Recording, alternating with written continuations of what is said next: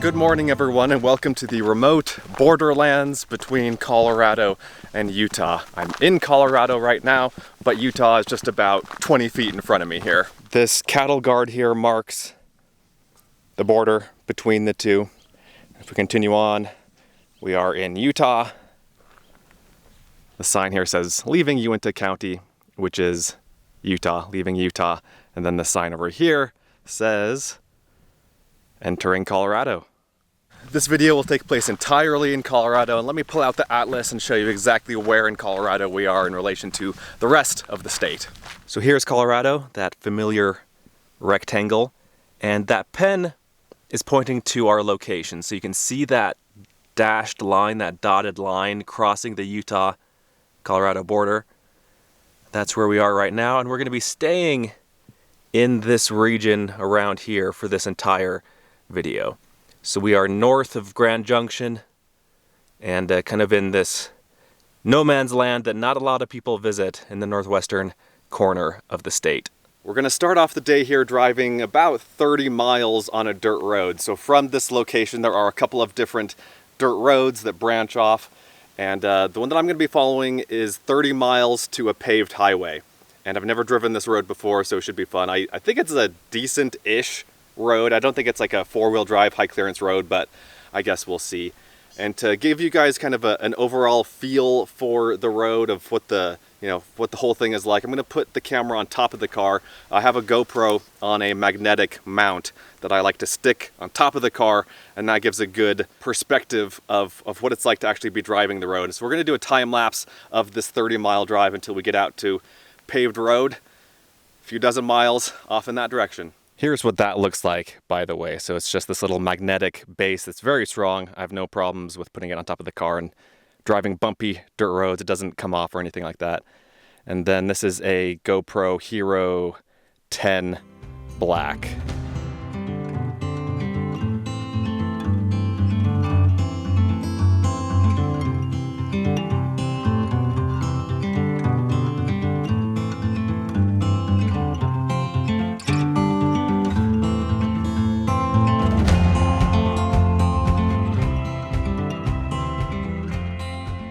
Just 2.5 miles into the drive here, I've decided to pull over and take a closer look at some of these kind of wild rock formations.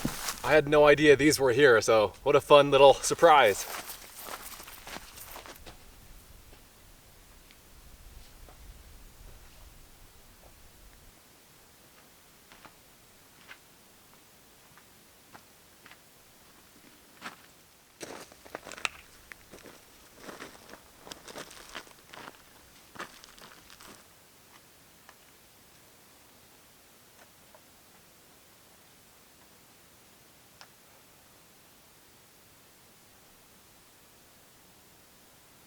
This little hoodoo here is actually leaning over. You can see that bend in it. I don't think I've ever seen one like that before. It's like watching it fall over in slow motion. And look at this one. It's like a diamond set in a ring. Beautiful. What a fun little unexpected stop. And now let's get back into the car, load back up into the Land Cruiser here, and keep driving the other 25 miles or so down this dirt road.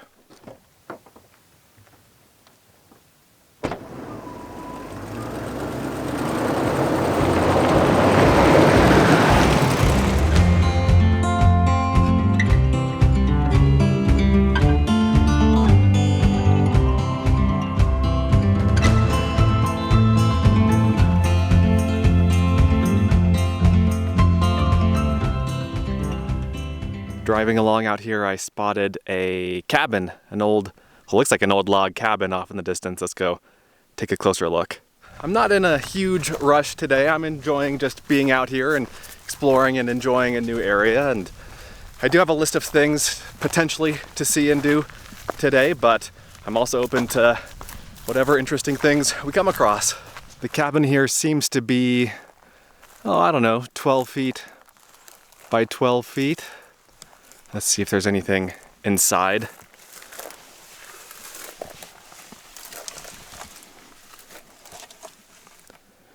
Doesn't look like it.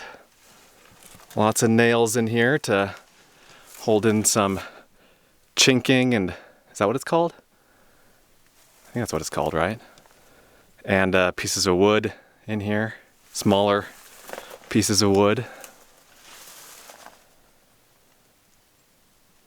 I don't know if this was like an old ranching cabin. Oh, look, here's a spot for a window right here. Or if this was a mining cabin. Who knows? Whoever it was that lived here or stayed here, I think we would have gotten along. I like the idea of being out in a remote cabin with no one around for miles and miles around, spending days and weeks by yourself. I think we would have been kindred spirits.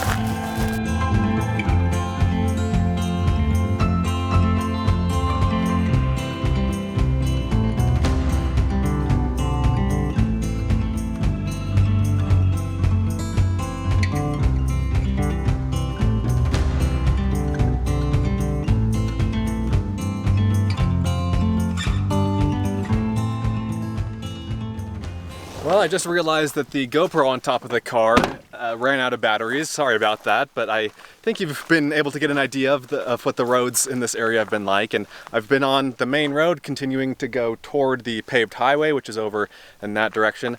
But I think I'm going to leave my planned route, my planned path here, and I'm going to make a detour to the south. So as I've been driving, I've noticed kind of off in the distance a prominent mountain. And it's got a flat top on it, and it's covered in trees, and it's kind of off by itself. And so it looks like it kind of dominates the surrounding landscape. It's called Texas Mountain, I believe. And there's a road that goes to the top of it, I found out from looking at the map. And so the plan is to drive to the top of that mountain. But first, I'm at this little kind of informational sign kiosk sort of thing. We've got two signs here, and the one on the left says Wagon Wheel West OHV Trails, so that's off-highway vehicle. And it says the trails offer more than 360 miles of trails on public land managed by the BLM. Trail difficulty ranges from beginner to expert. And then this one on the left says Little Horse Draw, and there's a map showing the roads in the area and how difficult they are. So for example, these purple ones are unrestricted and the difficulty is intermediate. There are these little symbols showing the difficulty there. So anyway, I'm, I guess, right here, and I've been driving this road out to the main highway, but I'm going to turn south and head toward the mountain, which is somewhere, I guess, off the map. Oh no, it says Texas Mountain. So that's where I'm headed. So I'm going to follow this apparently beginner road with the green symbol there, south toward Texas Mountain, and then, according to the map at least, there's a side road that branches up and goes to the top of the mountain. And then it gives you some ideas of other things to do in the area with some pictures and everything. But what I really like is this line here, this sentence here. This area is known to locals and visitors alike as a hidden utopia of solitude and outdoor recreation. Well said. The sign here also says that this area was one of the last areas of the West to be settled with an oil boom in the 1940s. That's neat. Didn't know that. Okay, let's head this way on this side road over to Texas Mountain.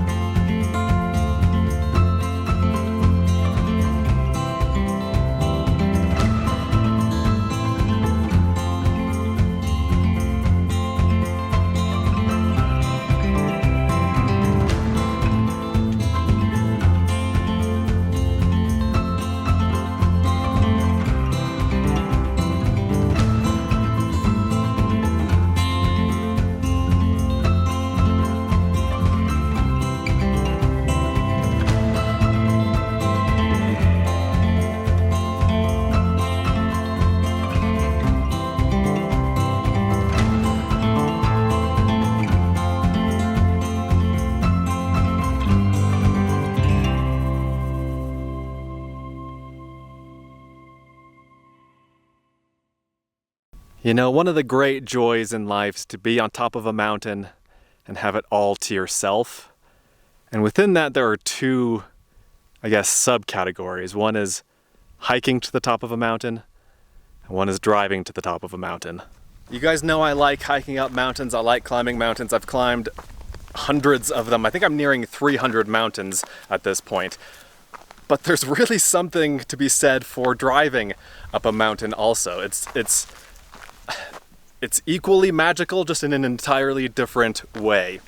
And I've often thought that someone needs to write a book about mountains that you can drive up in the Western United States, and maybe even break it up by state. I think that'd be really neat. But regardless, however you get to the top of this particular mountain, it's worth the effort. This mountain really is an island, kind of standing by itself high above the surrounding terrain. Just remember where we were at the beginning of the video, how deserty that was, and now, you know, we're a few thousand vertical feet above that, and it's just a little oasis up here. I don't know what this stuff is. So we have solar panels and equipment sheds. I assume this is some sort of radio or communication stuff. Well, let's go walk over to kind of the other side of the mountain here, and I'll show you the view in the other direction. I think this is as good as we're gonna get. The bulk of the mountain itself kind of precludes better views. But looking out into desert out that way, and there must have been a fire up here at some point. Some of these trees look blackened by fire, like that one in the middle there. I don't know anything about that. What a cool place. Again, there's just something wondrous about being able to drive to the top of a mountain. Oh man, I've had this salad in my fridge in the car for the last 4 or 5 days, and I kind of forgot about it, and it's not very good anymore. That's kind of a bummer. I remembered it this morning and thought, ooh, I'll have that for lunch. That'd be a nice midday snack, but I don't think I really want to eat it now. But I do want to just sit here and relax and enjoy this view for a little bit. Take a wild guess at the number of people or the number of cars that I've seen today. If your answer was 0, you are correct. I have not seen a soul out here. No cars, no people, nothing. Which is just mind-blowing to me, because it's a Saturday. It's a Saturday morning, and there's just no one here. I think that if you were to come out to this area midweek in like the fall, maybe, you'd see more people, because the reasons that these roads are so good, like for example, I think basically any SUV or any truck, anything with medium clearance could make it up here. The reason these roads in this area are so good is that there's a lot of natural gas extraction. In fact, you might have seen in some of the drone shots, like just below where I am. So this is the top of the mountain. This is the summit.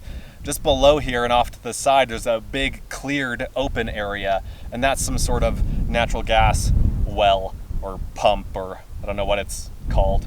And there are hundreds of those in this area. I've passed just a ton of them. And so I think that during the week, there might be more like truck traffic out here.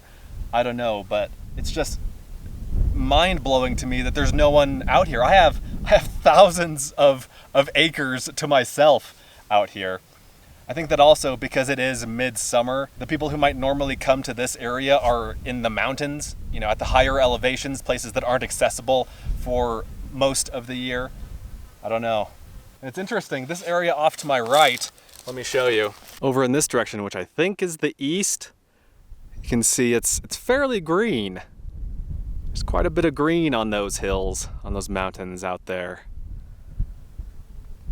But then as we cut back to the left, this is where we get back into the desert more. This is the area to the west where I started. I mean, I started kind of over here more, but can't really see it from the top of the mountain. But yeah, look, here's another example. Much more barren, much drier out there.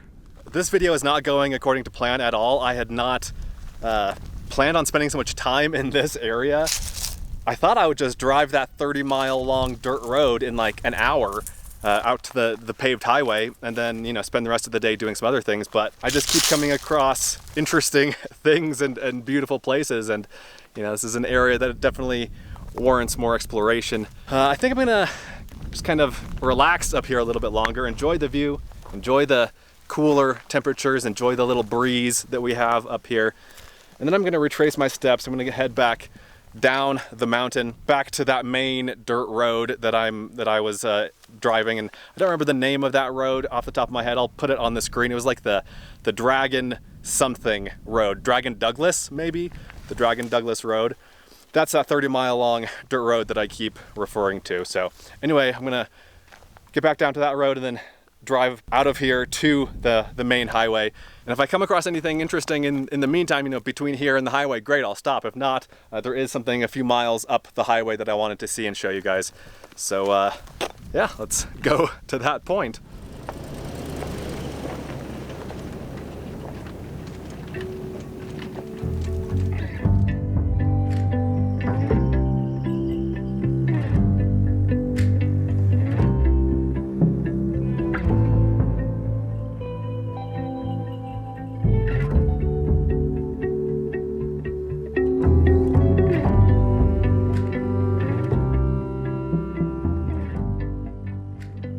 I'm now at a place called Canyon Pintado, which means painted canyon in Spanish.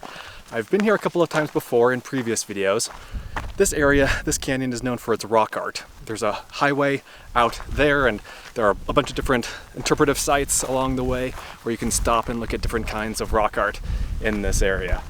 This particular spot is called, let me see, I have to think, East 4 Mile Recreation Area. I think that's what it's called. It's a little rest stop. There's a bathroom and everything, but there's also a little trail that leads around this little side canyon, and there are these interpretive signs along the path, along the trail. And it says Canyon Pintado National Historic District. The first spot is above and to the left of the trail here. If we zoom way on in, we can have a good look at it. Bunch of different figures. Unfortunately, we also have a bunch of bullet holes, along with some footprints and handprints and other petroglyphs. And then to the right of that, we have a horse and a lizard.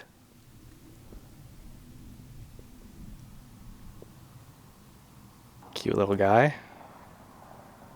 Then here's the next panel, a couple hundred feet over to the right. It's unfortunately split by that harsh line of shadow and light. But we can get an idea of what the figures there are like.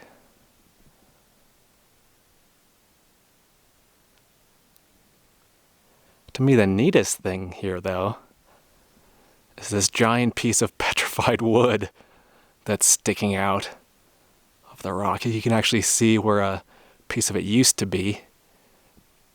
You can still see the indentations of the bark. And then lots of bird nests. This is neat. This is what's called a line shack, and this was essentially a dry cabin for cowboys in the area, so that while they were out tending to their cattle, they wouldn't have to just, you know, lay out a bedroll and camp. They'd have these nice little dry spots to get out of the weather in and have some shelter. And so this one would have been just a little building with a little lean-to next to it. The lean-to is where the horse would have been, and this was built up against the cliff, as you can see here. And so the back wall of the shack would have been the cliff, and then they ingeniously used the natural cleft in this cliff as a chimney. They used this as a chimney. You can see the base of the fireplace right here, with some stone still sticking out, and so the smoke would have just drifted out of the chimney that way. How cool. There's one more thing that I wanted to see here, and I think it's the highlight of this particular site. This is called the Sun Dagger, and it's right here underneath the overhang. Let's zoom in. And at certain times of the year, I believe it's the summer solstice, so late June at 10 a.m., the shadow from the overhanging ledge above this spot perfectly bisects all three of those circles there. Isn't that cool? So it's thought that this was some sort of celestial observatory site. We have those circles, and then we have some people there also. This reminds me of another similar site at Chaco Canyon in New Mexico. Again, during the solstice, like a dagger of sunlight points to the center of one of the circles there. I think there's another one in Arizona at Petrified Forest National Park, or whatever it's called. Yeah, what a neat site. Let's go get a closer look. That's so cool. I love seeing sites that use a mix of different pigments. I love seeing the different colors. There's another fainter figure on the right side here. It's like a figure with horns of some sort. It looks like parts of these are also scratched in, so not only are these pictographs that are painted on, but petroglyphs that are scratched into the rock, like these over here. Like I said, I have been to a few of these sites in the Southwest, but I've never been to one on the solstice or equinox or whatever it is that it's supposed to mark or signify. I think I'd like to do that at some point. Maybe next year. Maybe next year we'll make a special trip to see that. And that's about it for this area, but I do want to show you something inside the car. I have a new fridge that I've been using on this trip, and it's been working well so far. No complaints. It's a fancy kind of avocado green and cream color. So the short version is that I spent a few days with my mom in Salt Lake at the start of this trip. So I went from where I live in Wyoming to Salt Lake, and then from there I left on my trip. Well, I didn't bring my fridge, my normal fridge, to Salt Lake. And so I thought, well, I could use a second fridge to keep one in the RAV4 and one in the Land Cruiser. And so I looked at online classifieds in Salt Lake, and I found this one. I don't remember the brand. I'll put it on the screen, but here's what's in it. It's nothing too exciting. This is the last day of this trip, so there's water, yogurt, pickles, miscellaneous sandwich stuff. But the interesting thing about this fridge is that it can be configured to open in either direction. So right now I have it so that I can open it this way, but it can also be configured to open this way.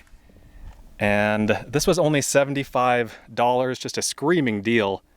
And it's new, or was new, or refurbished, or a return or something. If it wasn't new, it was like new. It was still in the box and everything, still in the original packaging. So pretty happy to have a second fridge in the family.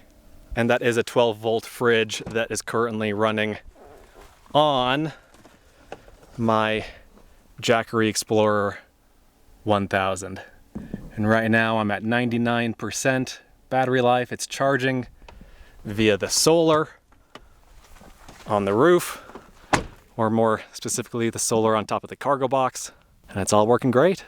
I've said this before, but I'll mention it again. I think that having one of these 12-volt fridges in your car is one of the biggest quality of life improvements you can make for your car camping setup. It's so nice to not have to deal with ice. Not that having a cooler and having to deal with ice is like that big of a deal, but once you go to a fridge, man, it's hard to go back. That's why at the start of this week, when I realized I didn't have my fridge with me, I was originally thinking, oh, I'll just buy a cooler, but I really didn't want to buy a cooler just for this trip, and so I thought, let me look for fridges, and sure enough, I found a great deal on this little guy. And it is hot outside, and it is hot in here. Sorry if I'm sweaty and nasty, but I think this is gonna wrap it up. I'm gonna drive the 3.5 or 4 hours, I think it's about 3.5 hours, home from here. And again, I had a lot of other things planned for today, but we're gonna save that for another adventure, another day, another video. There's lots of cool stuff in this area, and I hope you guys enjoyed it. Thanks for watching. Let me know what you think. Let me know if you have any questions. Let me know what your favorite part was, and I'll see you in the next one. Be sure to check out Adventure Know-How, my new site, where you can gain access to a map of all of my free campsites plus monthly bonus videos that you won't find anywhere else. Learn more at adventureknowhow.com. And for links to everything else SUV RVing related, visit suvrving.com. Links to these sites and more will be in the video description.